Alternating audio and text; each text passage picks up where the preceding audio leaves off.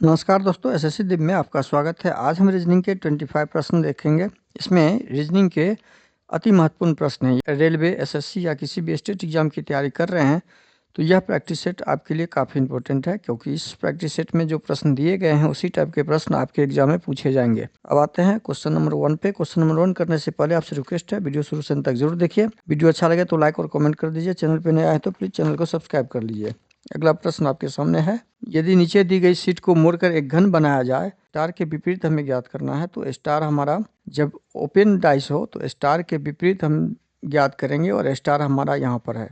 एकांतर ढूंढना पड़ता है, उस फलक का एकांतर ढूंढना पड़ता है। एट द रेट का एकांतर डॉलर है, वाई का एकांतर हैच है। इसी प्रकार से स्टार का एकांतर जो हो जाएगा आपका परसेंटेज हो जाएगा, जो ऑप्शन सी में दिया हुआ है। ऑप्शन सी सही हो जाएगा। अगला प्रश्न, दी गई श्रृंखला में प्रश्नवाचक चिन्ह के स्थान पर क्या आएगा उसे ज्ञात करना है। तो 22 और 24 के बीच संबंध ढूंढेंगे। तो 2 प्लस करने से यहाँ 24 हो रहा है, 24 में 4 प्लस करने से 28 हो रहा है, 28 में 2 प्लस करने से एकांतर अल्टरनेट सीरीज लगा हुआ है। यहाँ पे देखिए 2 प्लस 4 प्लस 2 प्लस 4।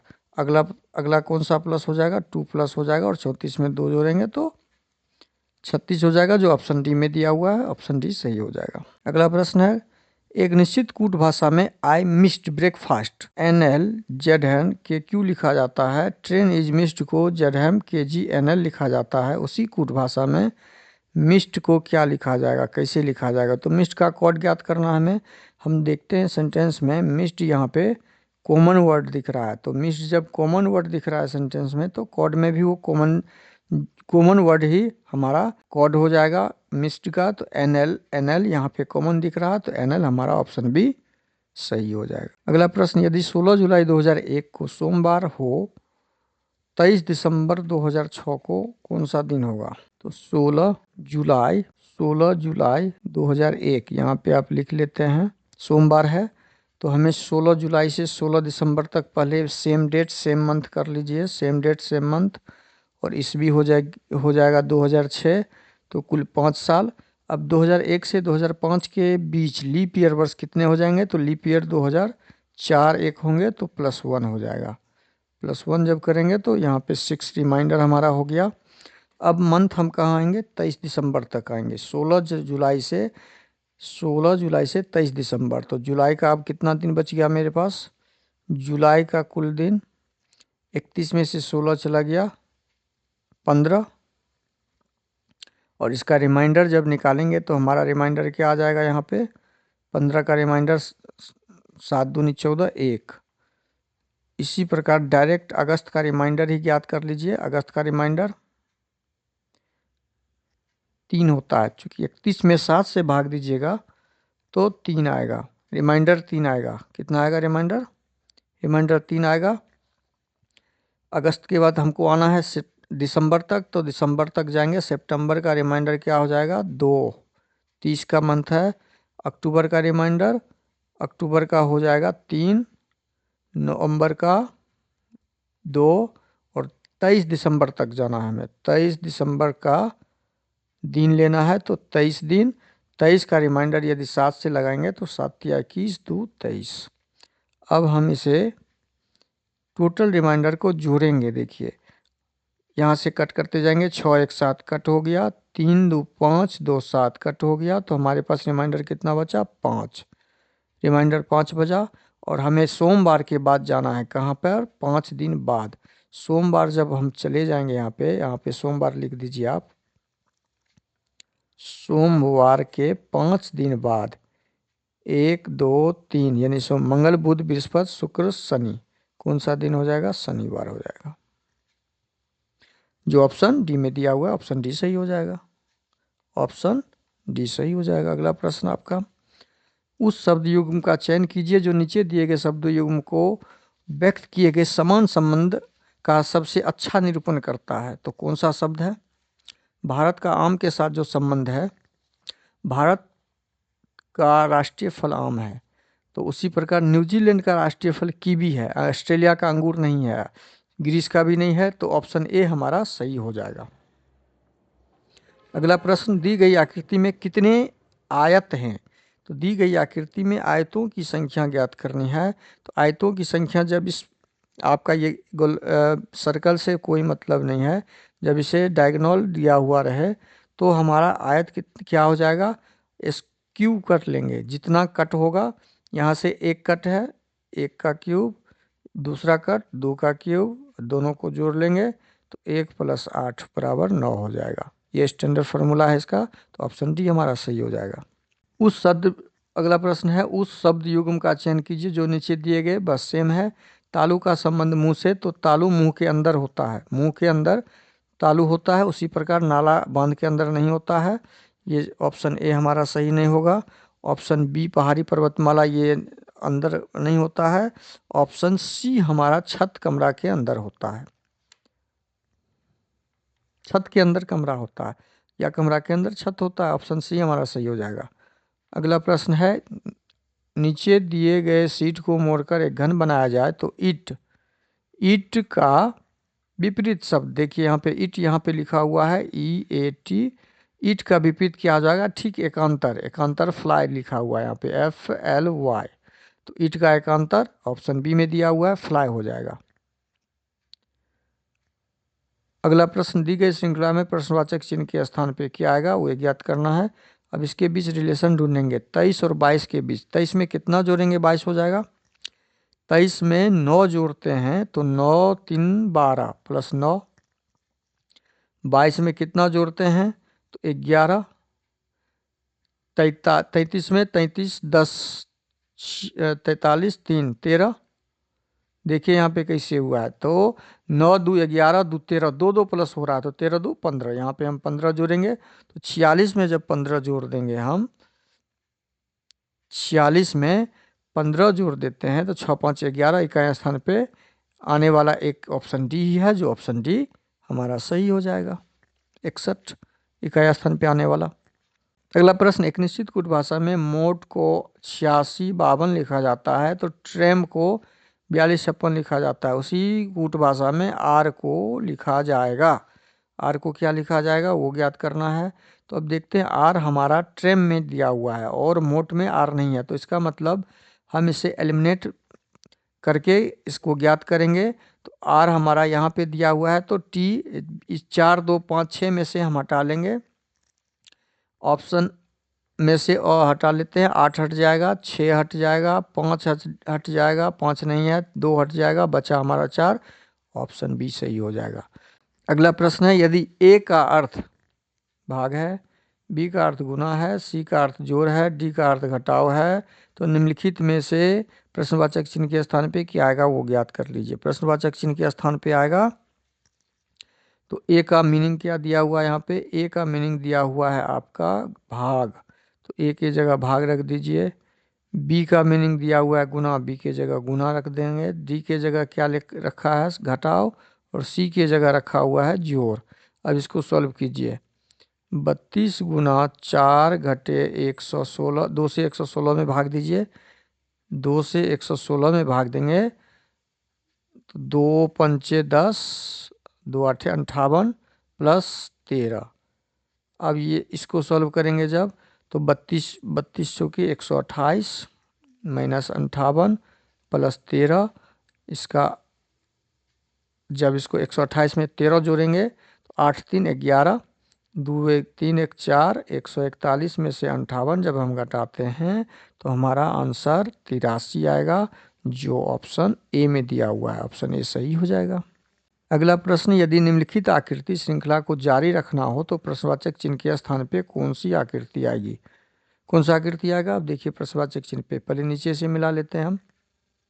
2 से 4 हुआ है, ये 4 से 6 हुआ है, 2 2 प्लस है, देखिए 6 से 8 हुआ है तो 8 से 10 हो जाएगा, 10 आने वाला, 10 आने वाला यहाँ पे 2 है तो ऑप्शन ए हमारा नहीं होगा, ऑप्शन सी नहीं होगा। अब साइड वाला मिलाते हैं, 6 से 10 में आए तो 4 प्लस किए, यहाँ 4 प्लस है, 10 में 14 किए 4 प्लस है, 14 में 4 प्लस किए 18, तो 18 में 4 प्लस करेंगे तो 22, तो 22 वाला हमारा यहाँ 2 है तो ऑप्शन डी भी नहीं होगा, ऑप्शन बी सही हो जाएगा। अगला प्रश्न है, यदि जे का अर्थ भाग है, भी का अर्थ गुना है, के का अर्थ जोड़ है, ए का अर्थ घटाव है, तो इस समीकरण का हल क्या होगा? प्रश्नवाचक चिन्ह के स्थान पे क्या आएगा?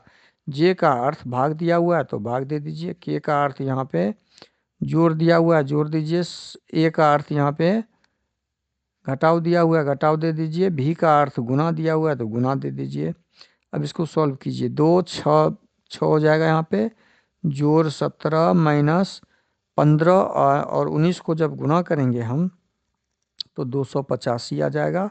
अब 285 में ये माइनस में आंसर आएगा, माइनस 17 6 21, 21 में 285 में 21 262 हो जाएगा, यहाँ पे आंसर 262 हो जाएगा, जो ऑप्शन ए में दिया हुआ है।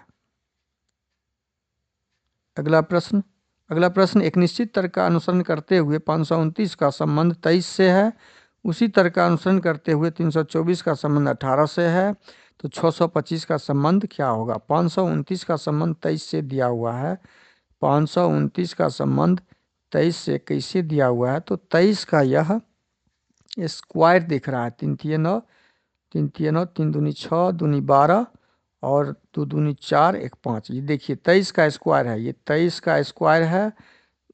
दूसरा आपका 324 18 का स्क्वायर है, और तीसरा 625 किसका स्क्वायर होता है? 25 का स्क्वायर होता है, तो हमारा 25 आंसर हो जाएगा, जो ऑप्शन डी में दिया हुआ है। अगला प्रश्न है एम एन का अर्थ एम एन की पत्नी है। देखिए इसको यहाँ से एंड का मीनिंग पत्नी दिया हुआ है, एट द रेट का मीनिंग भाई दिया हुआ है, हैज का मीनिंग पिता दिया हुआ है, डॉलर का मीनिंग पिता दिया हुआ है, हैज का मीनिंग पुत्र दिया हुआ है। अब यहाँ फॉर्मूला में हम लगाएंगे सूत्र में, T at the rate S का मतलब क्या होगा? एट द रेट का मतलब भाई है, तो टी एस का भाई है, एस का भाई है जो टी है, प्लस हो जाएगा टी भाई है, तो S N S dollar S H M, S H का मतलब हो गया आपका एस एम का पुत्र है, एस किसका पुत्र है? एम का, तो एम ऊपर हो जाएगा, एम का पुत्र है तो ये भी प्लस हो जाएगा। अब यहाँ पे तीसरा लेते हैं M and N, M and N का मतलब है एम एन की पत्नी है, एम जो है एन की पत्नी है, तो एन ये माइनस हो जाएगा, एन की पत्नी है तो ये प्लस हो जाएगा। ये पत्नी को बराबर कर दीजिए, हमेशा ध्यान रहेगा कि बराबर वाला वो हस्बैंड वाइफ है। अब आगे है आपका एन डॉलर जी, एन डॉलर जी का मीनिंग है यहाँ पे एन जी का पिता है, एन जो है किसका पिता है? जी का पिता है, जी कोई है तो एक पीढ़ी नीचे आएंगे, जी का पिता एन है। अब यहाँ पे सारा फॉर्मूला का हमने डायग्राम बना लिया, तो यहाँ पे हमें पूछा क्या गया है? टी का जी से क्या संबंध है? हमें पूछा गया है टी का जी से, तो जी का टी कौन लगेगा? अब यहाँ पे देखिए ये जी का पिताजी, ये माँ, तो माता पिता हो गया, माता पिता का ये संतान है तो ये भी तो इसका भाई बहन हो गया, तो ये भी तो भाई हो गया, यह भी क्या हो जाएगा? इसका भाई हो जाएगा। अगला इस प्रश्न का सही आंसर क्या हो जाएगा? ऑप्शन बी हो जाएगा, ऑप्शन बी हो जाएगा। अगला प्रश्न, दी गई आकृति में उस सही दर्पण बिंब प्रतिबिंब को चुनिए जो एमएन में दिया हुआ है। यहाँ पे ई डाला हुआ है, यहाँ पे ई डाला हुआ है, तो ई का उल्टा जो छवि होगा ऐसे होगा, उल्टा छवि वाला हमारा, ये देखिए यहाँ जल प्रतिबिंब दिया हुआ है, ये ऐसे बना हुआ है, तो हमारा ऑप्शन सी यहाँ से हट जाएगा। ये भी जल प्रतिबिंब दिया हुआ है, यहाँ पे ऐसे दिया हुआ है, तो ऑप्शन बी भी यहाँ से कट हो गया। अब हमारा यहाँ पे ई दिया हुआ है ऐसे, यहाँ पे ए दिया हुआ है, ए भी ठीक है, बी भी ठीक है, 7 भी ठीक है, लेकिन 4 यहाँ पे सीधा डाल दिया है, जबकि यहाँ पे 4 का उल्टा यहाँ पे होगा, ऑप्शन डी सही हो जाएगा, ऑप्शन ए भी यहाँ से एलिमिनेट हो जाएगा। अगला प्रश्न, यदि प्लस को गुना के रूप में आपस में बदलना है, घटाव को भाग के रूप में बदलना है, या भाग को घटा के रूप में, तो समीकरण का हल क्या निकलेगा? गुना को क्या किया है? जोड़ कर दिया, और जोड़ को गुना कर दिया है, पहले तो ये बदल दिए, यहाँ पे भाग का निशान होगा, टाइपिंग मिस्टेक है, घटाव को भाग कर दिया है और भाग को घटाव कर दिया। अब इसको सॉल्व कीजिए, 35 जोड़ 8 से भाग लगाइए, 8 एकम 8, 8 दूनी 16 12, गुने 3 घटे 11, 35, 12 36, घटे 11, 35 दूनी 70, 71 में से 11 घटा लेंगे हम तो हमारा कितना आ जाएगा, 60 आ जाएगा, जो ऑप्शन बी में दिया हुआ है। हमारा ऑप्शन बी क्या हो जाएगा, सही हो जाएगा। अगला प्रश्न है, कथन दिया हुआ है और निष्कर्ष से हमें डायग्राम बनाते हुए निष्कर्ष निकालना है। सभी अंगूठी चूड़ियां हैं, अंगूठी को रिंग कर दीजिए। देखिए जब हम इसको नामकरण करेंगे तो शॉर्ट नाम डाल दीजिए, जल्दी आपका डायग्राम बन जाएगा। चूड़ी को बेंगल कर दीजिए, चूड़ी को बेंगल कर दीजिए, पायल को पायल कर दीजिए, पायल को पायल कर दीजिए, झुमका को झुमका कीजिए कर दीजिए। अब देखिए सभी अंगूठी, जितना भी अंगूठी है, ये अंगूठी है, ये सारी अंगूठी चूड़ियां हैं, बेंगल है। देखिए बी बना दिए। कुछ चूड़ियां पायल हैं, कुछ चूड़ी जो है बेंगल पायल है, पी है, पी कर दिए। कोई भी पायल झुमका नहीं है, कोई भी पायल जो है जो झुमका है यह नहीं है। ये डायग्राम बन गया। अब इस डायग्राम से हमारा निष्कर्ष एक देखेंगे, सही है। सभी अंगूठियों के पायल होने की संभावना है। सभी अंगूठी की पायल होने की संभावना वाला जो भी होगा, जब पॉजिटिव हो, जब ये तीनों सेंटेंस, ये तीनों के बीच का रिलेशन पॉजिटिव हो तो संभावना वाली सारी निष्कर्ष सही होंगे। तो निष्कर्ष एक हमारा सही हो जाएगा, निष्कर्ष एक सही हो जाएगा। अब निष्कर्ष दो देखेंगे। सभी चूड़ियां कभी भी झुमके नहीं हो सकती। सभी चूड़ियां यहाँ है, सभी चूड़ी कहाँ पर है, यहाँ पर है, और झुमका यहाँ पर है, तो वास्तव में सभी चूड़ी झुमका नहीं हो सकता है। तो हमारा निष्कर्ष दो भी सही है, तो ऑप्शन डी जो है हमारा सही हो जाएगा। दोनों निष्कर्ष एक और दो अनुसरण करते हैं। अगला प्रश्न है, दर्पण को नीचे दर्शाए अनुसार एमएन पर रखे जाने गए प्रतिबिंब, सही दर्पण प्रतिबिंब का चयन कीजिए। अब देखिए यहाँ दर्पण में जब भी छवि बनेगा तो छवि नज़दीक का छवि पहले बनेगा। तो एन हमारा ये दाहिना तरफ है, तो ये बायां तरफ आ जाएगा, ये ऐसे हो जाएगा, एन हमारा ऐसे हो जाएगा। तो ऐसे एन कहाँ पर है, इसमें ऑप्शन ए में भी दिया हुआ है, ऑप्शन बी में भी है, लेकिन ऑप्शन सी में कैपिटल दिया है तो यहाँ से एलिमिनेट हो जाएगा।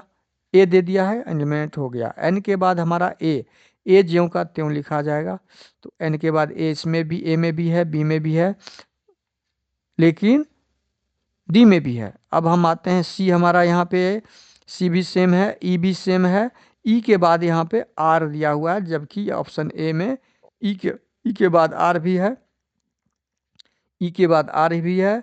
आर यहाँ देखिए जी सीधा दे दिया है, जबकि जी हमारा दर्पण प्रतिबिंब उल्टा बनेगा। तो ऑप्शन बी यहाँ से एलिमिनेट कर दीजिए। अब ऑप्शन डी देखते हैं। आर के बाद आर दिया हुआ है, आर के बाद जी, एन ए ई। देखिए यहाँ पे ऑप्शन डी में ई जो है आपका सीधा डाल दिया है, दर्पण छवि नहीं है, तो ऑप्शन डी भी यहाँ एलिमिनेट हो जाएगा। हमारा ऑप्शन ए सही हो जाएगा।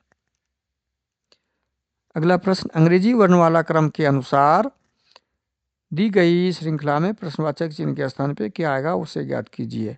तो आर एस टी, जब भी इस तरह का प्रश्न आए तो उसको लास्ट से मिलाइए या शुरू से मिलाइए।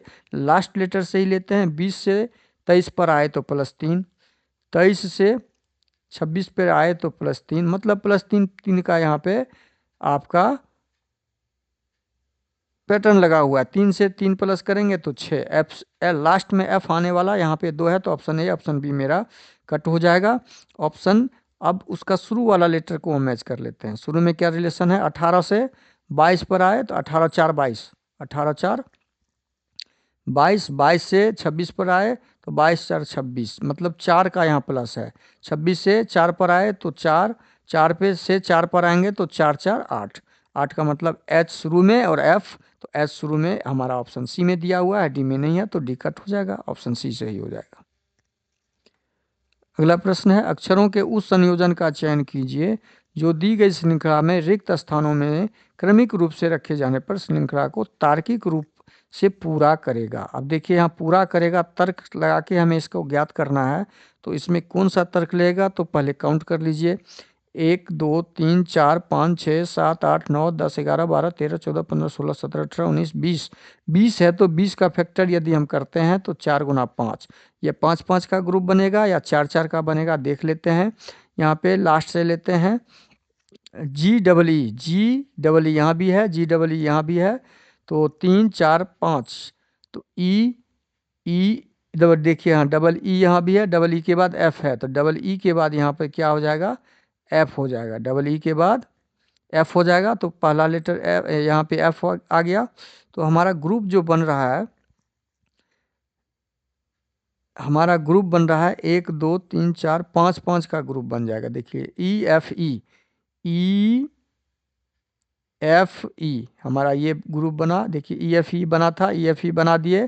तो डबल ई इसमें भी नहीं है, डबल ई इसमें भी नहीं है, डबल ई इसमें, डबल ई हमारा ऑप्शन डी में। आगे हम चेक ही नहीं करेंगे, एग्जाम में हम आगे जाना ही नहीं है। हमें एग्जाम में बस आंसर जितना कम से कम हमें आंसर मिल जाए, ऑप्शन पे क्लिक करके आगे बढ़ जाएंगे। अगला प्रश्न है, उस विकल्प आकृति का चयन कीजिए जिसमें दी गई आकृति के भाग निहित हैं लेकिन घूर्णन की अनुमति नहीं है। ये आकृति देखिए किस आकृति में दिख रहा है, तो यह आकृति आपका ये ऑप्शन ए है। ऑप्शन ए में ये गोल है, यहाँ पे ये यहाँ पर है, लेकिन ये गोल, ये सर्कल बाहर हो गया, तो ऑप्शन ए तो कट हो जाएगा। यहाँ भी सर्कल बाहर हो गया, देखिए ऑप्शन बी भी कट हो जाएगा। ऑप्शन सी में ये देखिए ये सर्कल अंदर है, तो ऑप्शन सी में दिख रहा है ये आपका ये भाग, ऑप्शन सी में दिख रहा है, तो ऑप्शन सी सही हो जाएगा। ऑप्शन डी भी आपका कट हो जाएगा। अगला प्रश्न, अंग्रेजी वर्णमाला क्रमानुसार निम्नलिखित 4 अक्षर समूह में 3 एक निश्चित तरीके से समान हैं।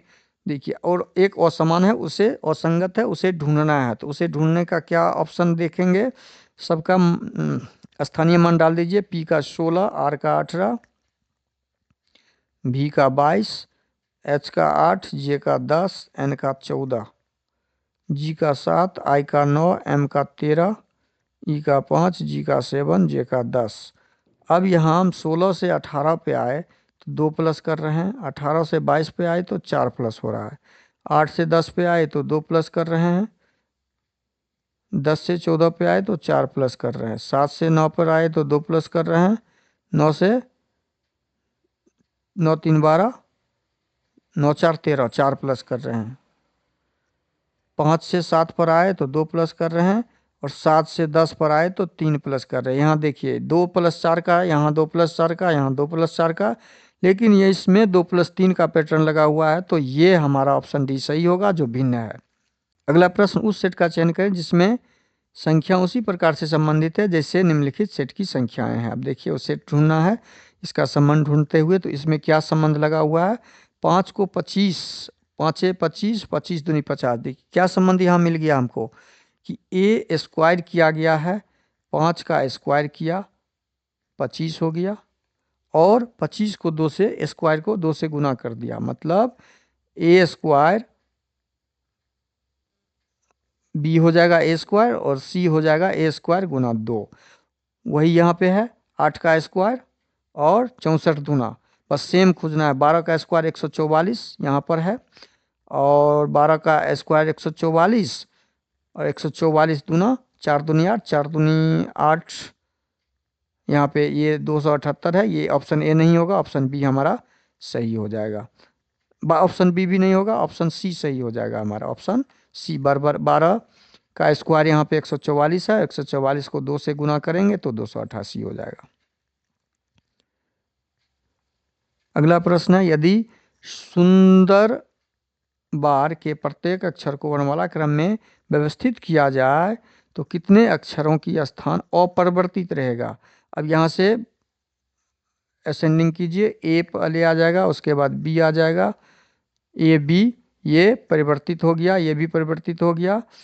ए बी के बाद आपका 2 नंबर हो गया, 2 नंबर के बाद 4 नंबर आ जाएगा, 4 नंबर भी परिवर्तित हो गया, 4 के बाद आपका 15 हो जाएगा, 15 भी अपरिवर्तित हो गया, 15 के बाद आपका 16 13 होगा, 15 से पहले 13 एन आएगा, एन यहाँ पे डालिए, एन आपका 1 2 3 4 नंबर, 1 2 3 4, एन आपका परिवर्तित नहीं हुआ है, M अपरिवर्तित में है तो आपका एक N निकल रहा है। देखिए एक N जो है आपका अपरिवर्तित है, 4 नंबर पे यहाँ भी और 4 नंबर पे यहाँ भी है N, 4 नंबर पे यहाँ भी। उसके बाद O परिवर्तित हो गया है। O के बाद आपका क्या हो जाएगा 15, 15 के बाद 18 R भी परिवर्तित हो गया, R लास्ट में था। उसके बाद 19 फर्स्ट में है तो 19 भी परिवर्तित हो गया। उसके बाद 21 U भी परिवर्तित हो गया। केवल N एक ऐसा वर्ड है जो आपका परिवर्तित नहीं हुआ है, तो एक ही ऐसा वर्ड है जो ऑप्शन सी में दिया हुआ है, अपरिवर्तित है। वीडियो अच्छा लगे तो लाइक और कमेंट कर दीजिए। चैनल पे नए आए हैं तो प्लीज़ चैनल को सब्सक्राइब कर लीजिए और बेल आइकन को ऑल सेट पे जरूर डाल दीजिए। थैंक यू, धन्यवाद, जय हिंद, जय भारत।